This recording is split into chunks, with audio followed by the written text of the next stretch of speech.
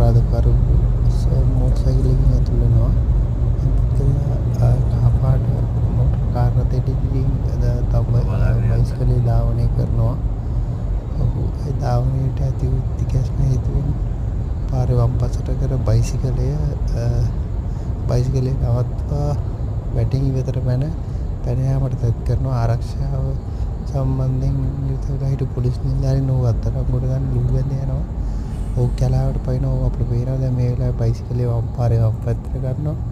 එතකොට එයා යකඩ වැටට උඩින් බයිසිකලෙන් නතර වීමට පෙර පැනලා දීවීමට තැත් කරනවා. ආරක්ෂක වලින් මිති ආරක්ෂක සහ සිවිල් පුද්ගලයන් එයාට සිටි ඕලුව බඳ එයාමට තැත් කරනවා.